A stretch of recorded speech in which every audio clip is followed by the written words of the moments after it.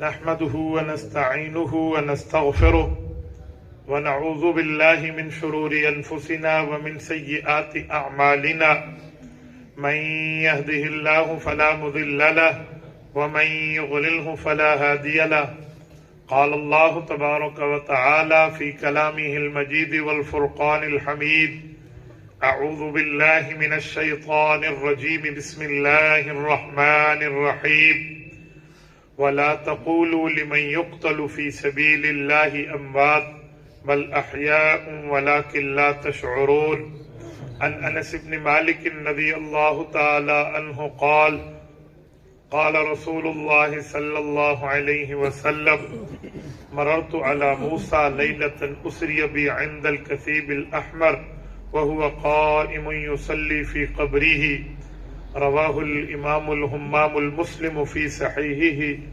صدق الله العظيم وبلغنا رسوله النبي الأمي الكريم ونحن على ذلك لمن الشاهدين والشاكرين والحمد لله رب العالمين. معزز دوستو، آج 1 مارچ 2023 بروز بدھ ہے اور میں یہاں آپ کے ضلع نارووال میں صاحبزادہ مطیع الرحمان جو ہمارے حضرت مولانا قاری ادریس حنفی رحمہ اللہ کے جگر گوشہ ہیں، میں ان کی دعوت پرخلوص پر آپ کی خدمت میں موجود ہوں. میری دعا ہے رب کریم ان کو، ان کے بھائی کو، اللہ پاک ان کی نسل کو، ان کے معاملات کو برکات سے نوازے. اللہ پاک ان کو اپنے والد کا صحیح جانشین فرمائے. اللہ حضرت حنفی صاحب رحمہ اللہ کی قبر کو نور سے بھر دے. اللہ پاک ان کے تمام پسماندگان کو صبر جمیل عطا فرمائے.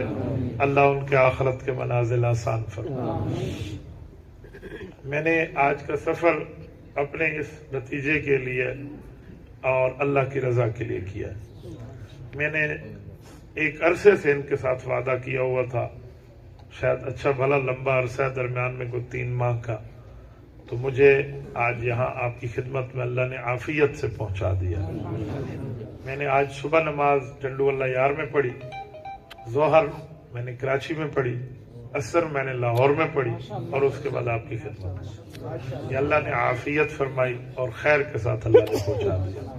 ورنہ آج کے دن کے لیے مجھے ہمارے برادر مکرم مولانا راشد محمود سمرو دامت برکاتہم تک ڈیمانڈ کر کے کہا گئی کہ آپ ضلع نواب شاہ میں آج کا دن دے دیں.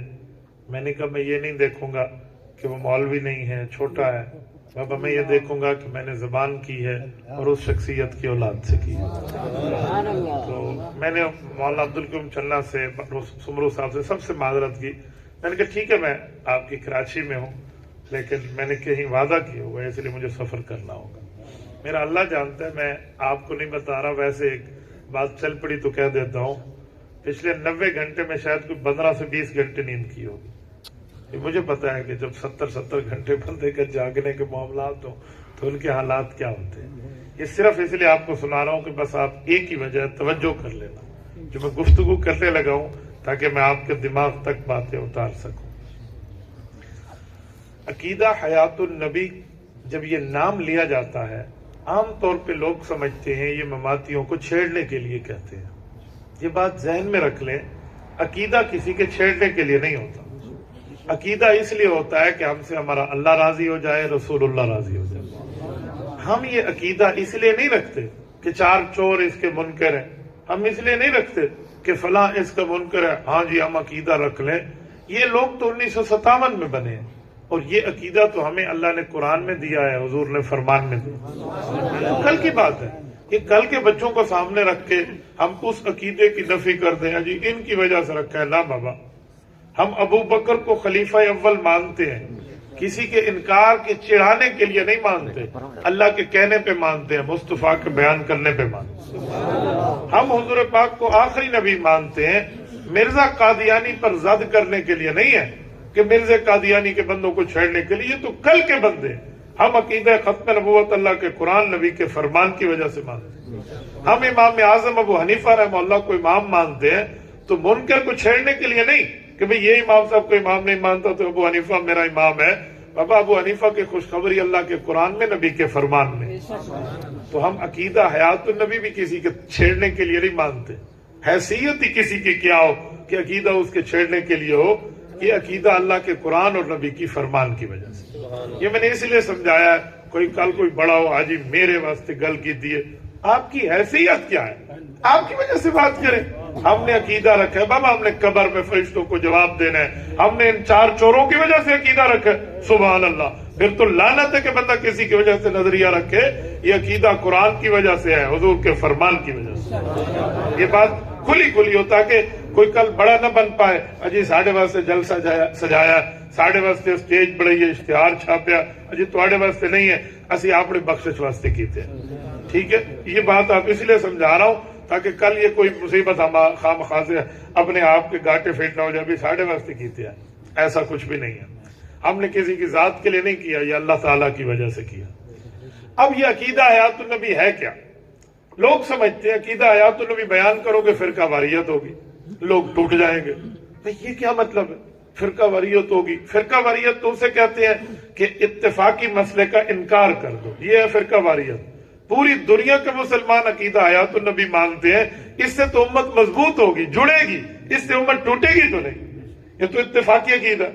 पूरी दुनिया के मुसलमान हनफी हो, शाफी हो, मालकी हो, हम्बली हो, पूरी दुनिया के जिस इमाम के मुक़ल्लिद हो, जिस फिक़ह की तकलीद करते हो, इस धरती पे अल्लाह का कलमा और नबी का फरमान मानता है, वो मुसलमान अकीदा हयातुन नबी मानता है। तो इत्तेफाकी बात है, कोई इख्तलाफी मसला नहीं है। मैं मानसेरा की एक इलाका है गड़ी हबीबुल्ला, एक मरतबा वहां गुफ्तगू कर रहा था ऐसे ही, और मैंने अकीदा हयातुन नबी पर बात की, तो एक बंदे पीछे बैठे थे बिल्कुल मेरी कुर्सी के पीछे, उनने वहां से आवाज देकर मुझे कहा कि ये बात बयान न करो, इधर इस अकीदे का इनकारी कोई नहीं है। मुझे एक दफा तो समझ ना आई, मैं जोश खिताबत में बात कर रहा था, फिर दूसरी दफा उन्होंने कहा, तो मैंने फिर मुतवज्जे हुआ, तो फिर उन्होंने कहा ये ना यहाँ ना कहो, इधर इसका कोई इनकारी नहीं है। तो मुझे समझ आ गया कि इसमें जरसूमे कोई और है। मैंने कहा बुजुर्गों मैंने गल दसो, एक बात बताए, हम किसी के इनकार की वजह से बयान कर दें? तुम्हारे इलाके में कोई अजान का मुनकर है? लोगों ने कहा नहीं। मैं कहा फिर अजान छाड़ दो। भाई अजान का कोई मुनकर नहीं, अजान छोड़ दे। नहीं हम अजान तो इसलिए देते हैं कि अल्लाह रसूल ने हुक्म दिया है, तो बाबा अकीदा भी इसलिए रखते हैं अल्लाह रसूल ने हुक्म दिया।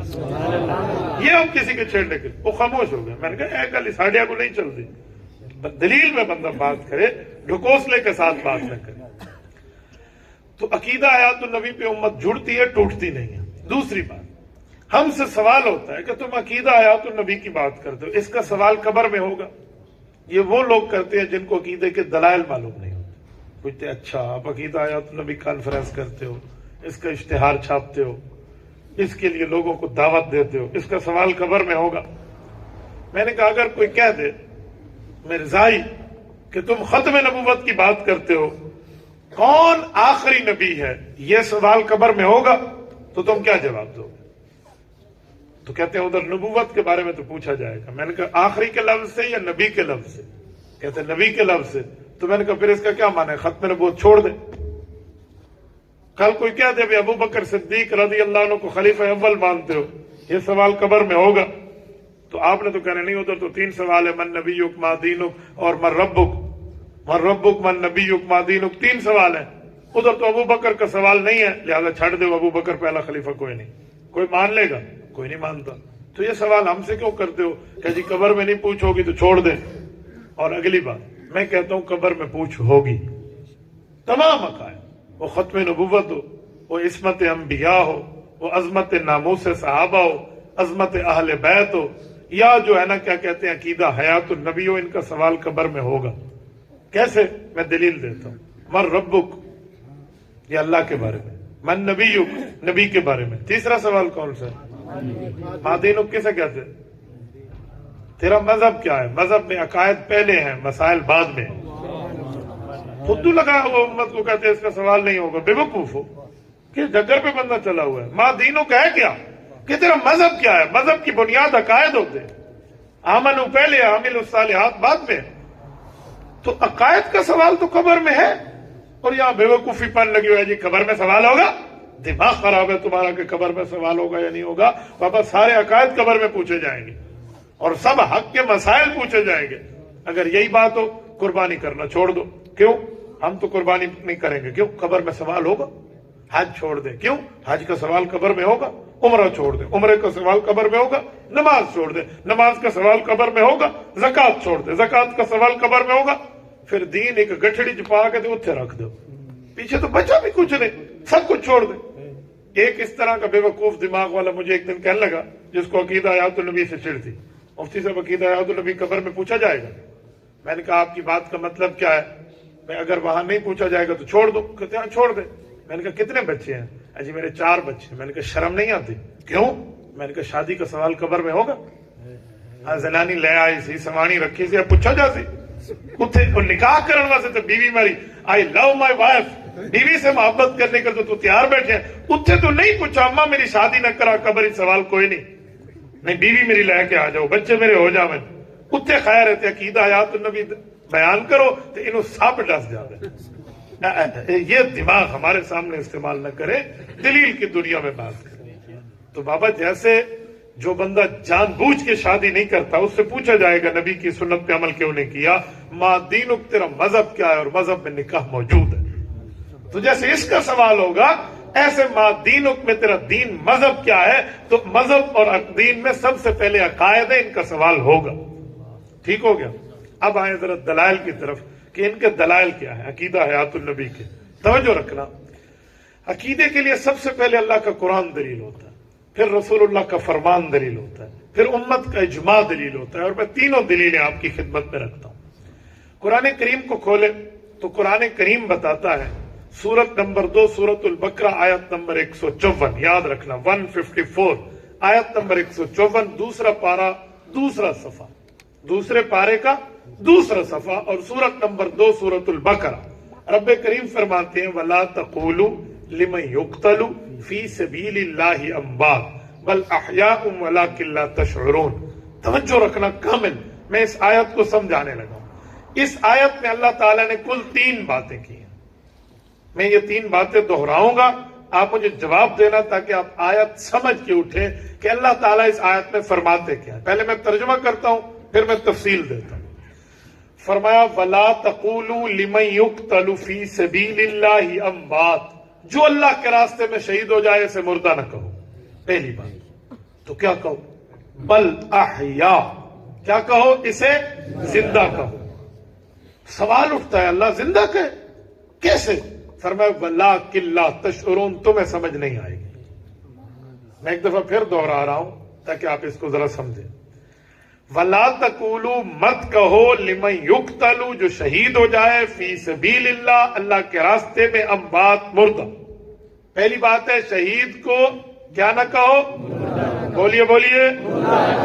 دوسری بات بل احیاء, قولوا معذوف ہے, بل احیاء, بلکہ اسے کیا کہو؟ زندہ. تیسری بات ہے اللہ زندہ کیسے؟ زندہ ہے, جنازہ پڑھ رہے ہیں, زندہ ہے, کفن دے رہے ہیں, زندہ ہے, قبر میں دفن کر رہے ہیں, زندہ ہوتا تو خود اٹھتا, زندہ ہوتا تو خود غسل کرتا, زندہ ہوتا تو اپنا کپڑا خود پہنتا. کیسے زندہ ہے؟ فرمایا وَلَٰكِن لَا تَشْعُرُونَ, تمہیں سمجھ نہیں آئے گی, بس مانو. جب رب نے فرمایا اس پہ بحث نہ کرو, مانو, تمہیں کیا ضرورت ہے تو کسی کو چیلنج کر کے کہ مجھے سمجھا.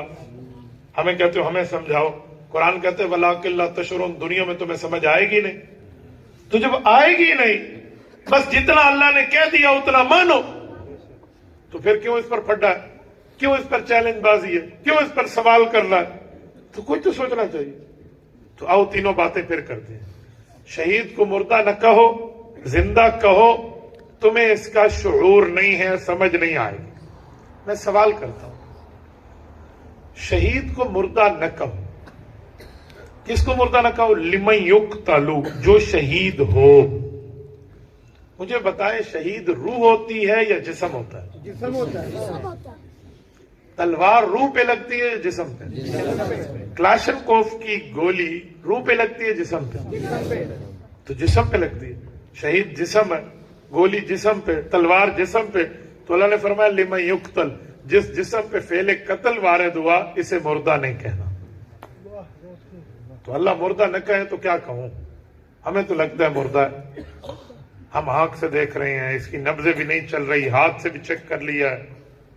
تو فرمایا بل احیا، زندہ کو. اللہ زندہ کیسے ہے؟ فرمایا ولاکن لا تشعرون، تمہیں سمجھ نہیں آئے گی بس مانو. ادھر ایک سوال اٹھتا ہے، ولاکن لا تشعرون رب نے فرمایا، ولاکن لا تؤمنون نہیں فرمایا. ولاکن لا تشعرون کا معنی ہے تمہیں سمجھ نہیں آتی، شعور نہیں ہے، احساس نہیں ہے تمہیں. ولاکن لا تؤمنون کا معنی ہے تمہارا ایمان نہیں. اللہ نے ایمان کی بات نہیں کی کہ ایمان نہیں ہے، یہ فرمایا شعور نہیں ہے. ایمان اور شعور میں کیا فرق ہے؟ شعور 5 چیزوں کا نام ہے، ایمان 6ٹھی چیز کا نام ہے. 5 چیزیں کون سی ہیں؟ ادھر دیکھو، مجھے دیکھو. آنکھ سے دیکھ رہا ہوں، سر پہ ٹوپیاں ہیں، منہ پہ داڑیاں ہیں، جسم پہ کپڑے ہیں، یہ آنکھ کا شعور ہے. میں بول رہا ہوں، آپ سن رہے ہیں، یہ کان کا شعور ہے. میں پکڑوں گا، یہ لوہا ہے، یہ لکڑی ہے، یہ کپڑا ہے، یہ ہاتھ کا شعور ہے. یہ کڑوا ہے، یہ میٹھا ہے، یہ زبان کا شعور ہے. یہ خوشبودار ہے، اس میں خوشبو نہیں ہے، یہ ناک کا شعور ہے. 5 چیزیں: قوت باصرہ، قوت سامعہ، قوت شامہ، قوت ذائقہ، قوت جاسہ. 5 چیزیں، 5 قوتیں، جس کو اردو میں کہتے ہیں حواس خمسہ. یہ حواس خمسہ شعور ہے. آنکھ سے دیکھو، کان سے سنو، ناک سے سونگو، زبان سے چکھو، ہاتھ سے پکڑو، اسے کہتے ہیں شعور. اللہ نے فرمایا شہید کو مردہ نہ کہو، زندہ کہو. تمہیں اس کا شعور نہیں ہے. کیا مانا؟ یعنی تیری آنکھ کہے گی مردہ ہے، تیرا کان اگر تو دل پہ لگا تو کہے گا اس کا دل نہیں دھڑک رہا، مردہ ہے. اگر زبان سے، ناک سے پتہ چل سکتا تو یہ بھی بتا دیتے کہ مردہ ہے. اور تو اس کے نبض پہ ہاتھ لگا تو کہ نبض تو نہیں چل رہی، تو یہ بھی کہہ دیں گے مردہ. تو اللہ انسان کا علم تو 5 چیزوں سے ہے. یا ہم آنکھ سے دیکھتے ہیں، یا کان سے سنتے ہیں، یا ناک سے سنتے ہیں، زبان سے چکھتے ہیں، یا ہاتھ پاؤں سے پکڑتے دیکھتے ہیں. تو اللہ ہمارا علم تو ختم ہو گیا. ہمارے علم نے تو کہہ دیا یہ مردہ ہے. تو پھر فرمایا ولاکن لا تشعرون، تمہیں شعور نہیں ہے، یعنی یہ 5 چیزیں تمہیں نہیں بتائیں گی. تو اللہ پھر کیا چیز بتائے گی؟ فرمایا وہ 6ٹھی چیز اللہ کی وحی ہے، اللہ کا قرآن ہے، اللہ کا فرمان ہے. وہ کہے گا بل احیا، یہ زندہ ہے. یہ آیت، ذرا اس آیت کو بندہ سمجھے نا تو اللہ کی قسم فرقہ واریت کی جڑ ہے. اللہ نے فرمایا آنکھ، کان، ناک، زبان، ہاتھ، اس سے اوپر کی بات ہے.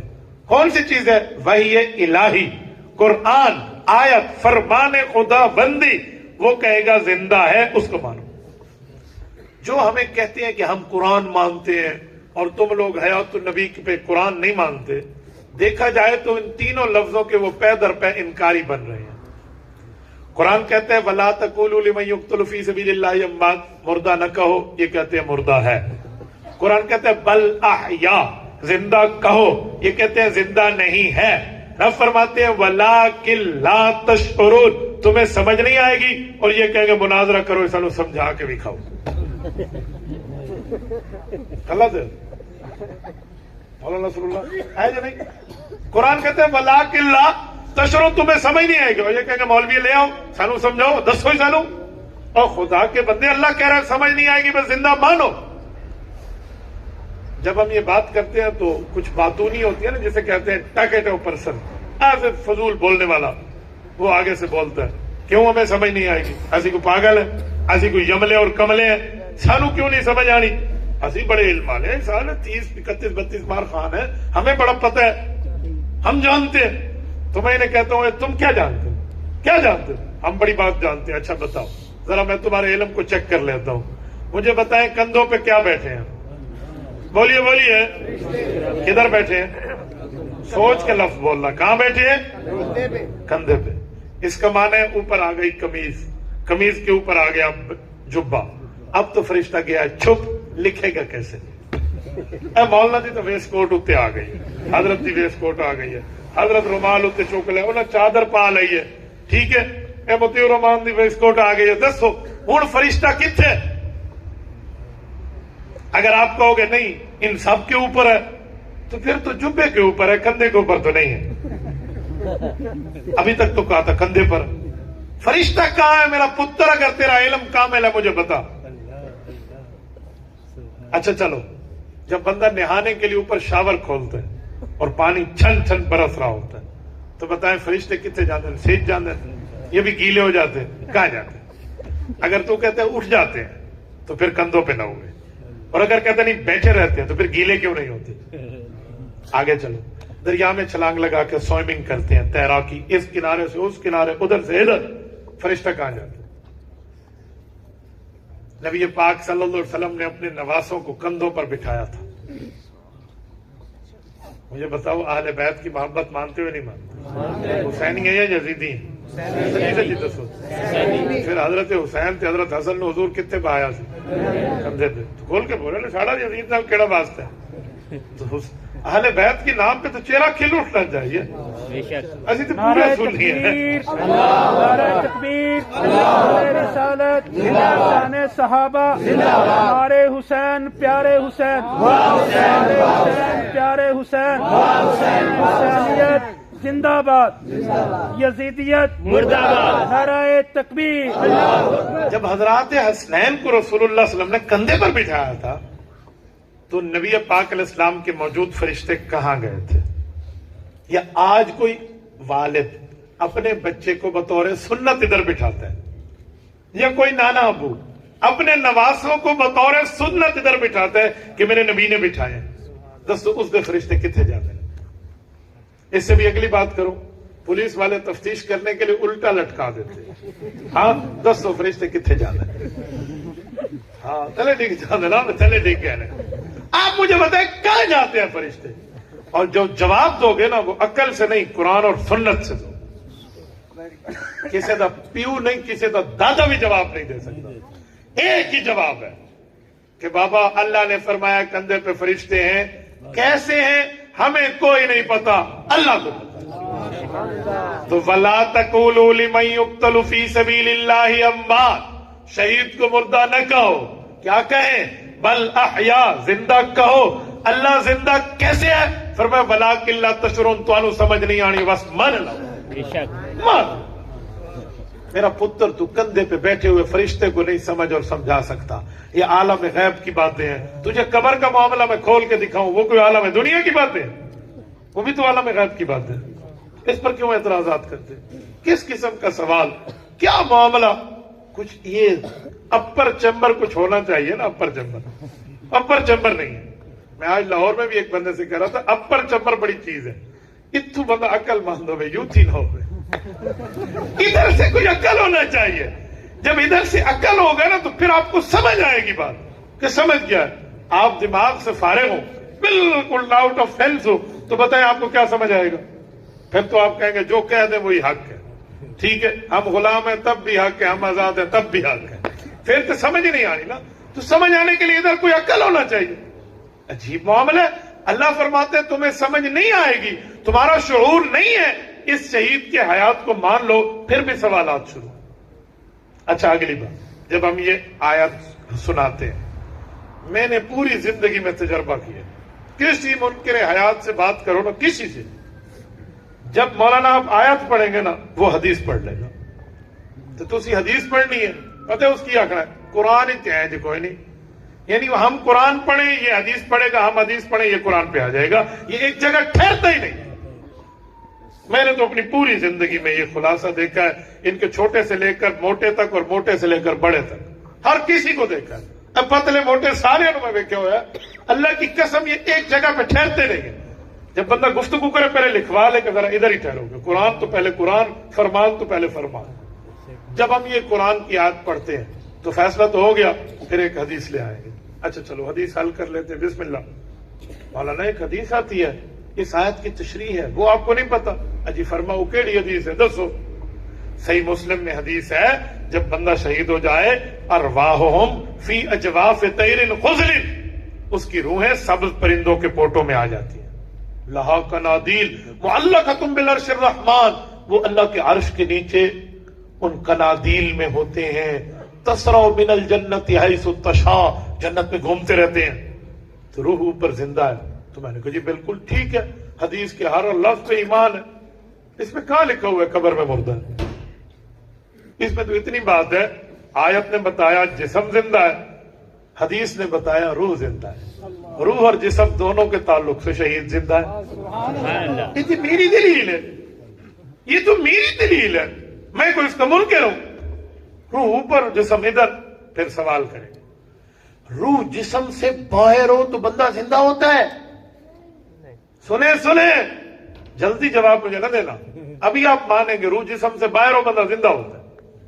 میں آیت پڑھ دیتا ہوں، سورت نمبر 39 سورت زمر آیت نمبر 42، اللہ یتوفی الانفس حین موتها والتی لم تمت فی منامها فیمسک التی قضا علیها الموت ویرسل الاخری الی اجل مسمى۔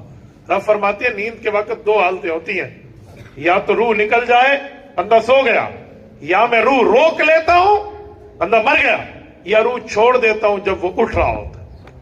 تو خدا نے کہا نیند کے وقت روح جسم میں نہیں ہوتی، پھر اللہ کی مرضی ہے واپس دے دے، اللہ کی مرضی اپنے پاس رکھ لے۔ میرا سوال ہے، جب قرآن کہتا ہے سوتے وقت روح جسم میں نہیں ہوتی، سونے والا زندہ ہوتا ہے یا مردہ ہوتا ہے؟ روح تو نہیں ہے، روح تو کوئی نہیں۔ آپ کہیں گے تعلق ہے، تعلق کا لفظ تو قرآن میں ہے ہی کوئی نہیں، اس آیت میں تو لفظ تعلق ہے ہی نہیں، روح جسم میں نہیں ہے، یہ لفظ ہے قرآن کا، یتوفی الانفس، وفات آ گئی ہے اس روح کے نکلنے سے۔ تو جب روح جدا ہو گئی ہے نیند میں تو بندہ کیسے زندہ ہے؟ یا تو جرت کرو کہ جسم میں روح نہیں ہے، ابا جی سو جائے تو اما جی کو عدت میں بٹھا دو۔ میں تمام ان منکرین کو کہتا ہوں، اجی ہمیں کہتے ہو نا شہید کی روح اوپر جسم نیچے، کیسے زندہ؟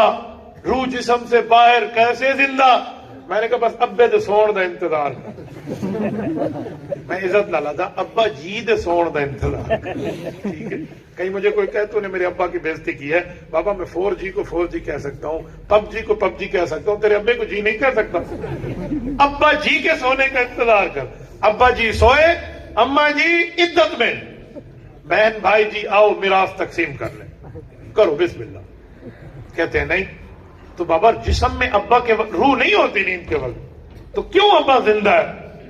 کہتے ہیں روح تو باہر ہے، یہ بات تو ٹھیک ہے، روح مکہ میں ہوگی تو مکہ کا خواب دیکھیں گے، روح مدینہ میں ہوگی مدینہ کا خواب دیکھیں گے، جہاں روح وہاں کا خواب، ٹھیک ہے، روح جسم سے باہر ہے مولوی صاحب، لیکن تعلق تو ہے نا جسم سے، تعلق تو ہے نا۔ میں نے کہا پتہ چلا سوتے وقت روح جسم سے باہر ہو، جسم سے صرف تعلق رکھے زندہ ہے، شہید کی بھی روح اوپر ہے جسم ادھر ہے، تعلق رکھے تو زندہ۔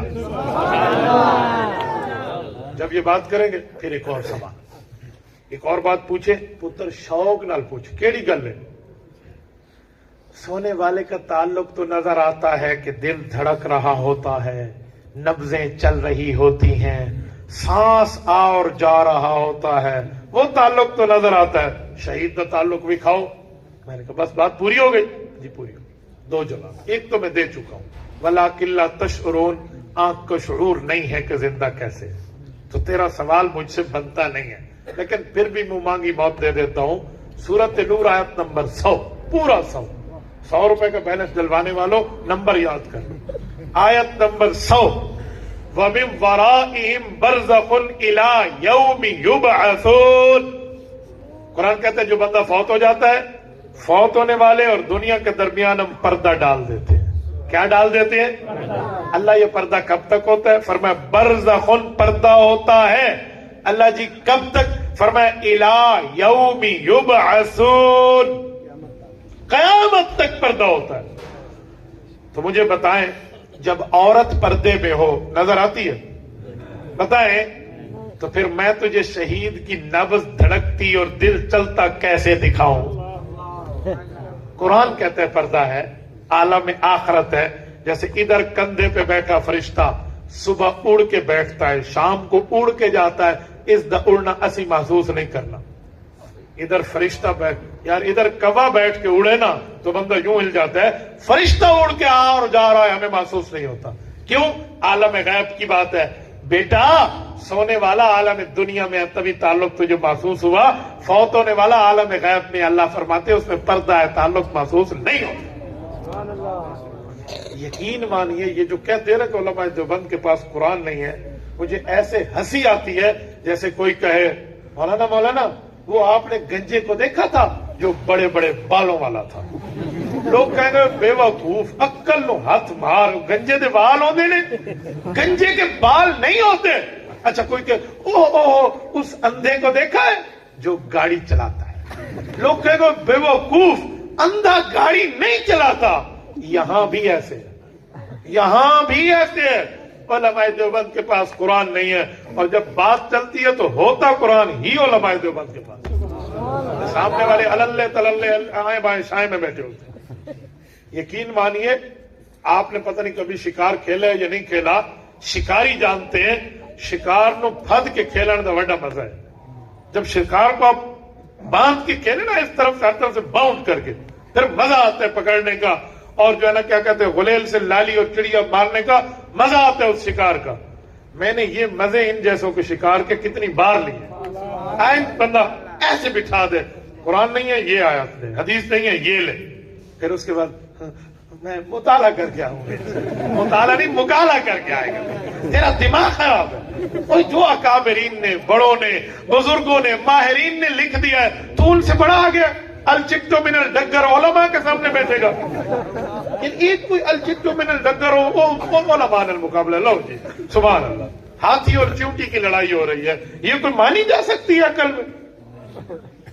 میرے دوستوں, میں نے صرف ابھی پہلی دلیل شروع کی ہے, اور اس پر 3 سے 4 آیتیں پڑھ کے آپ کو سمجھا دی ہیں. کوئی پرابلم نہیں ہے.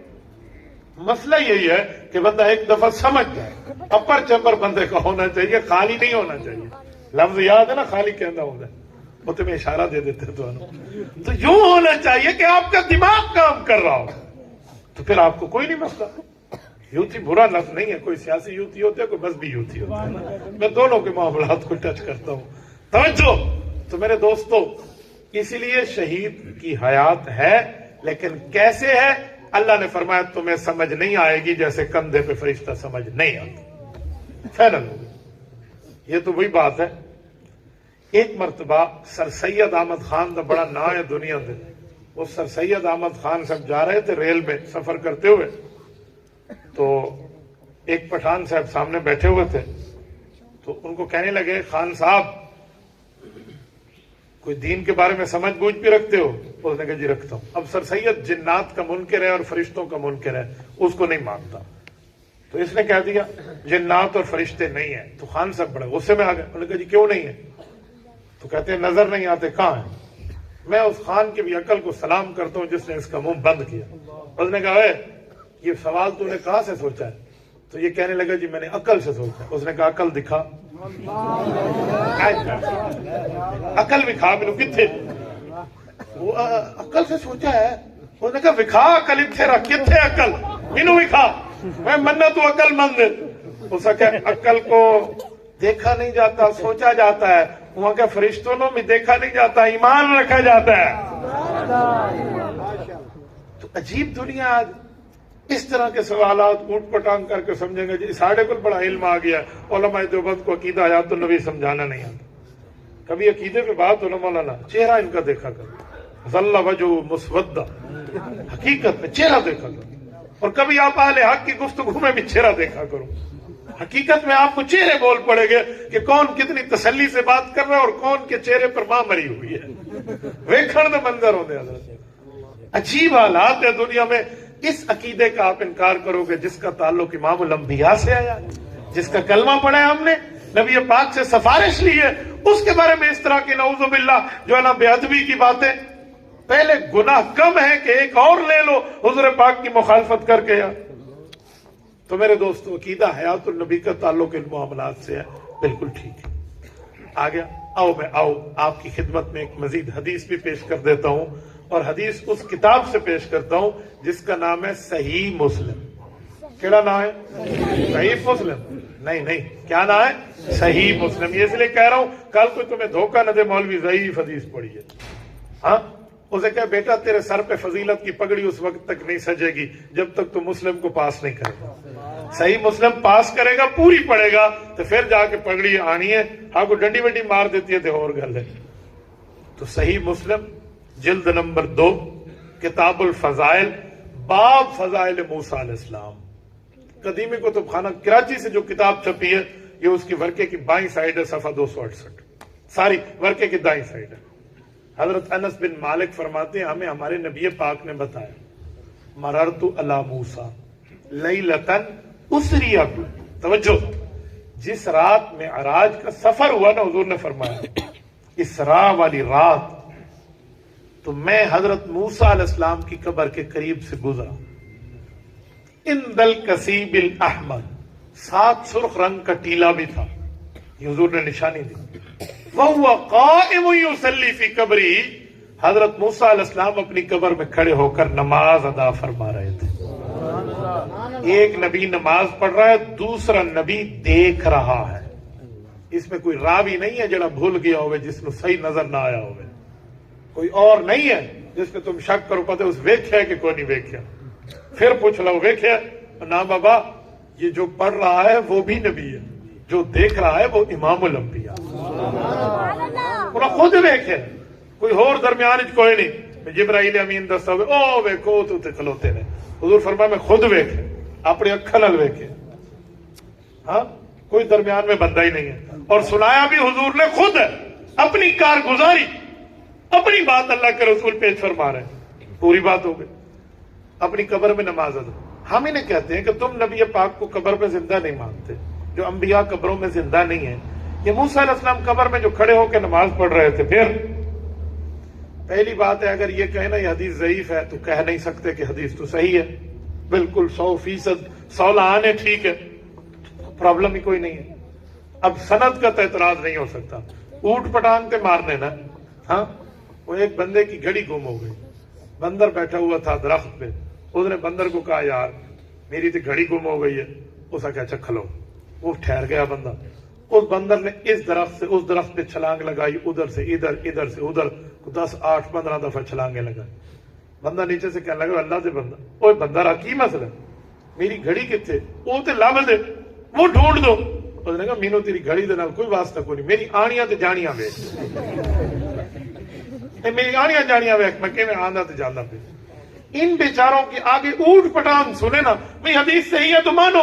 نہیں نہیں نہیں, ایک بات ہے جی, کیڑی گل ہے, یہ قبر آسمان پہ تھی, آسمان والی قبر ہے, زمین والی نہیں ہے.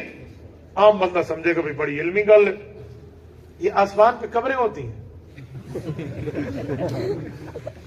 آسمان پہ قبر ہوتی ہے. قبر تو قبرستان میں یار. درد سر, سر میں درد, یہ سر میں ہوتا ہے یا گردے میں ہوتا ہے؟ کوئی کہ میرے گردے میں درد سر ہو گیا ہے, ہاں کیویں, میرے گوڈے میں درد جگر ہو گیا, وہ مجھے بھول گیا تھا, آپ نے بڑا اچھا سنا دیا. ہاں میرے گوڈے میں درد جگر ہو گیا, گھٹنے میں درد جگر کیسے ہوتا ہے؟ بھائیو قبر قبرستان میں ہوتی ہے, کوئی آسمان میں ہوتی ہے. چیتا خراب ہو گیا بندے تو دسو قبر آسمان پہ. میں نے کہا بیٹا قبر زمین پہ ہوتی ہے. نہیں نہیں نہیں, اوپر والی قبر مراد ہے. مولوی صاحب اوپر والی. میں نے کہا پتر حضور پاک علیہ السلام امام الانبیاء ہے, اور نبی کی ہر بات سے ایک ایک نہیں ہزاروں مسئلے حل ہوتے ہیں. اس حدیث میں ایک لفظ اور بھی ہے, جو تو پی لے تو تیرا یہ عقیدہ مر جائے. کہتے وہ کیا؟ میں نے کہا اس میں لفظ صرف یہ نہیں ہے قبر میں نماز پڑھ رہے ہیں, آگے ایک لفظ ہے عند الکثیب الاحمر, ساتھ سرخ رنگ کا ٹیلا بھی تھا.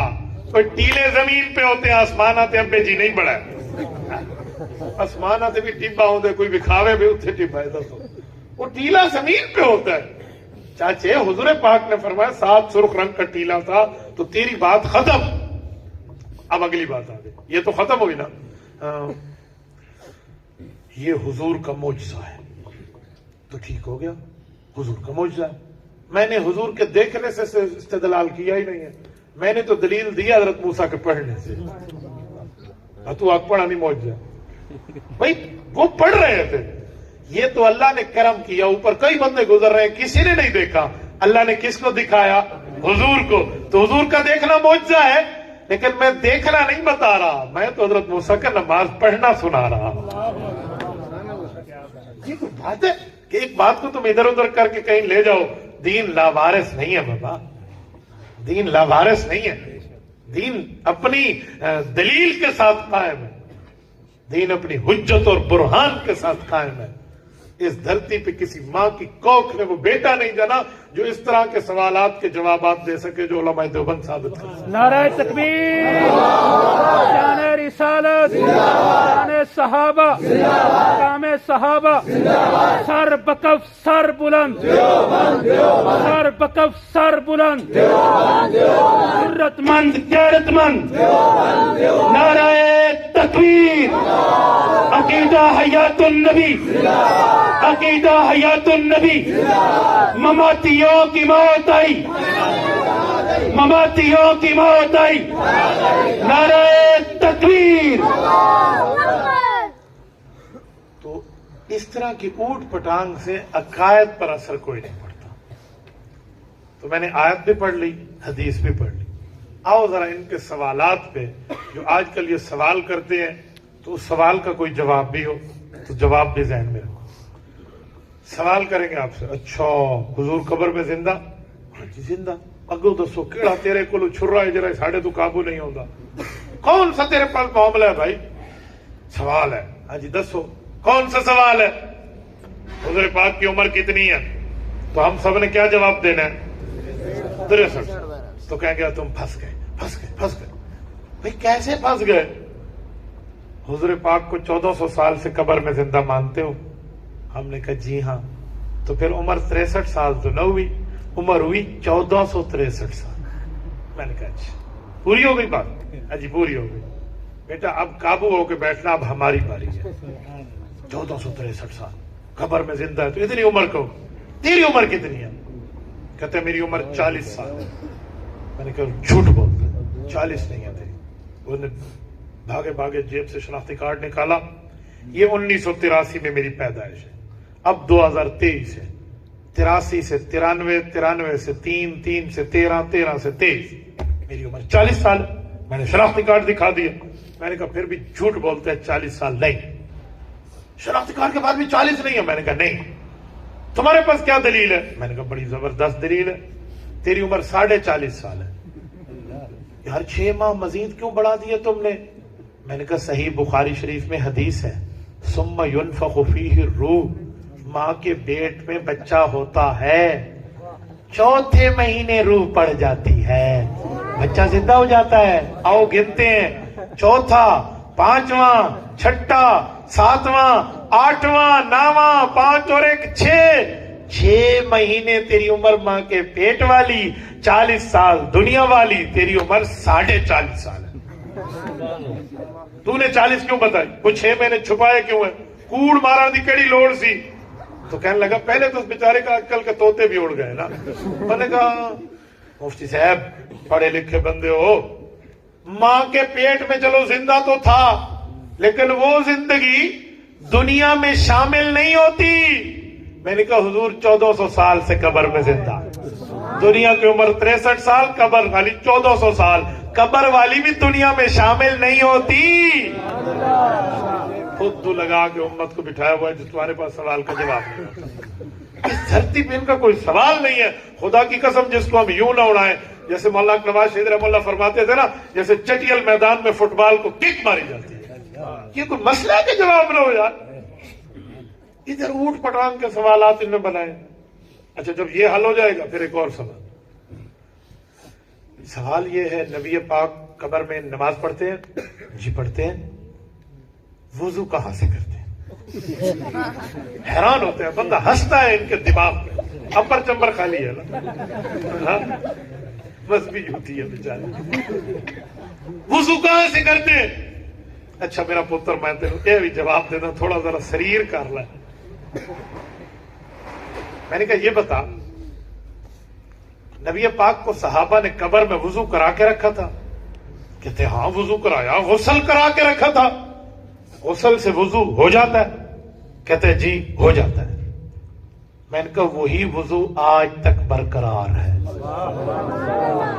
ٹوٹنا تو دکھا دے، کرنا میں دکھا دوں.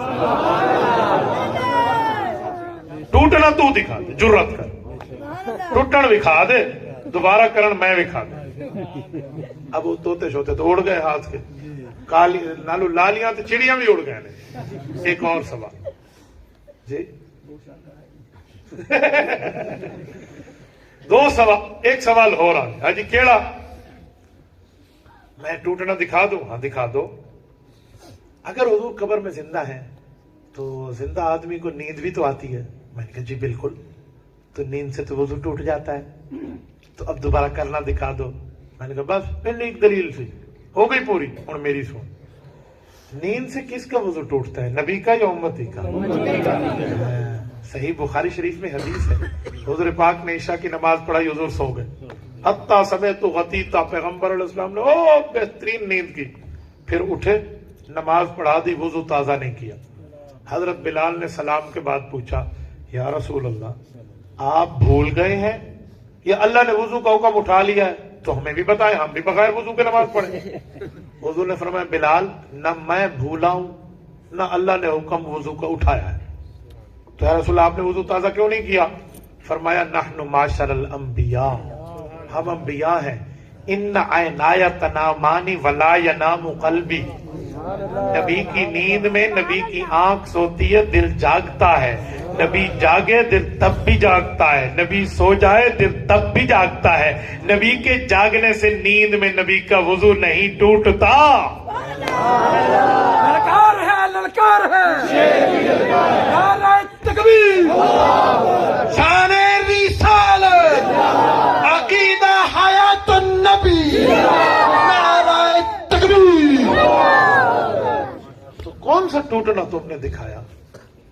ٹھیک ہے کون سا ٹوٹنا دکھایا؟ تم وضو آج تک برقرار ہے. اچھا اگلی بات کرو، نبی پاک کی جو قبر مبارک ہے جنت کا باغ ہے یا نہیں ہے؟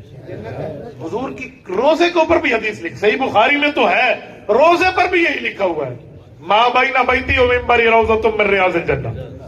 نبی کی قبر جنت کے باغوں میں سے ایک باغ ہے، منبر تک پوری حدیث ہے. تو جو قبر جنت کا باغ ہے، سنو سنو، اگر کبھی وضو تازہ کرنے کا جی بھی چاہے تو قرآن کہتے ہیں انہار من ماء، جنت میں پانی کی کیا ہوں گی؟ نہریں ہوں گی. تو ایک ٹوٹی کا سوال کرتا ہے یار کوئی حیا کرے بندہ، وہ کوئی سوچتے گل کرے. کہاں سے وضو کرتے ہیں؟ ادھر تو نہریں ہوں گی، انہار من ماء. اچھا اگلی بات یار مکدی مکائیے اگلی گل. چلو ٹھیک ہے، ایک منٹ تو بکواس کر لے بھائی جنت نہیں ہے، ایک منٹ کے لیے وہاں صرف مٹی ہے.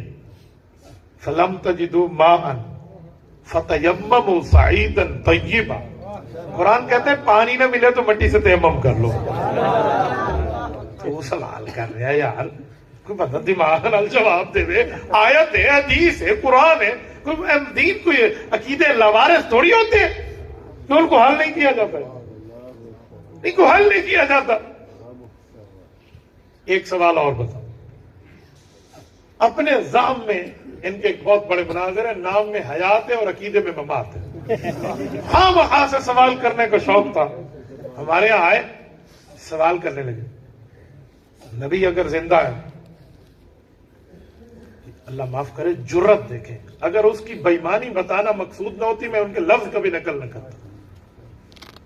اللہ معاف فرما، کہتا ہے اگر نبی زندہ ہے تو صحابہ نے زندہ نبی کو درگور کیا تھا، قبر میں ڈال دیا تھا. گستاخی اپنی جگہ لیکن جواب سنو، نقل کفر نہ باشد. میں نے کہا بے وقوف یہ لفظ کیوں بولتے ہو کہ زندہ نبی کو درگور کیا تھا؟ کسی کا والد موجود ہو نا، اور اگر کوئی یوں کہے یہ تو میری ماں کا خامد ہے، کتنی بے ادبی ہے، کتنی بری بات ہے. لوگ کہیں گے چھچورا پن ہے، حرامی پن ہے. باپ کو یوں کہتے، کہو میرے والد محترم ہے، میری ابا جی ہے. یہ آخر ضروری ہے میری ماں دا پائے؟ یہ کون سا لفظ ہے؟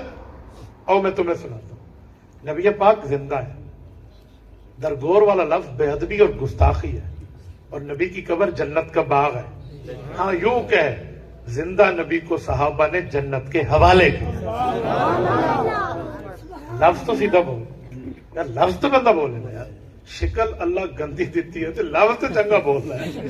شکل اللہ ٹرک ڈرائیور والی تھوڑی ہے، پوری ترتیب تھوڑی سمجھتے ہیں. پتہ نہیں کیا نظریہ ہے، عقیدہ گندا ہے تو لفظ تو صحیح بول لو یار. پیغمبر کی ذات کے لیے اس طرح کا معاملہ، نبوت کی ذات کے لیے اس طرح کے الزامات. کوئی بندہ حیا کی بات کرے، کوئی شرم کی بات کرے. کوئی شرم ہوندی ہے تو کوئی حیا ہوندی ہے. ہاں وہ انہاں کول تے کوئی نہیں ہوندی نا. جو نبی کے بارے میں ایسا بولے میں اس کو کیا جواب دوں؟ کیا بندہ جواب دے؟ خدا کی قسم کلیجہ منہ کو آتا ہے کہ شاید میرے سامنے بات کہتا تو کم از کم میں جوتی اتار کے اس کے منہ کی شکل بتاتا کہ بنتی کیسے ہے. گولی نہ مار دینے وہ تو حکومت کا کام ہے. جوتی چھتر لا کے تو دو مار دینے تھے. یہ تو میری اپنی میڈ ان پاکستان ہے نا. تو عجیب سوالات ہیں ان لوگوں کے, عجیب معاملات ہیں, محبت سے خالی, پیار سے خالی, نفرت اور بغض سے بھرے ہوئے یہ لوگ. اللہ معاف فرمائے. خدا کے بندو اب بھی توبہ کر لو, نبوت کے دامن رحمت میں آ جاؤ. تمہاری اس دھرتی پہ کوئی سوال نہیں بنا جس کا جواب علماء حق کے پاس نہ ہو. کوئی دلیل نہیں ہے. اس دلیل نے تمہیں ذلیل کر دینا ہے. قبر بھی آنی ہے, آخرت بھی آنی ہے. تبھی کہتے ہیں آسن قبراں تے پوسن خبراں. ٹھیک ہے, تو خدا کے لیے بندہ بچ جائے, خدا کے لیے بچ جائے. اس طرح کے برے الفاظ, اس طرح کے برے نظریے امت میں نہ پھیلاؤ. پوری امت ایک طرف ہے, تم 1957 میں 57 فرقہ بن کے بیٹھے ہو ایک طرف. پوری امت ایک طرف. یہ 1957 میں دین اترا تھا جو تمہیں پتہ لگا. اس سے پہلے کوئی آیت, کوئی حدیث, کوئی مسئلہ نہیں تھا. تھوڑا سا بندہ سمجھے, ایمان والی بات کرے, اخلاق والی بات کرے, اسلام والی بات کرے, شریعت والی بات کرے, دین والی بات کرے. نبوت کا معاملہ ہے, امت کا معاملہ ہے. تو میرے دوستو, یہ چند ٹوٹی پھوٹی باتیں میں نے صرف آپ حضرات کو سمجھانے کے طور پہ کی ہیں, اس بنیاد پہ کہ ایسا کوئی سوال نہیں بنا جس کو حل نہ کر لیا جائے. قرآن بھی پڑھا ہے, حضور کا فرمان صحیح مسلم سے پڑھا ہے, صحیح مسلم سے بھی نہیں. ٹھیک ہو گیا. اور ان کے 8-10 سوالات بھی آپ کی خدمت میں حل کیے ہیں. اللہ تعالیٰ آپ کو رحم صراط مستقیم عطا فرمائے. عقیدہ حیات النبی کو اللہ تعالیٰ ماننے کی توفیق عطا فرمائے. جزاکم اللہ تعالیٰ.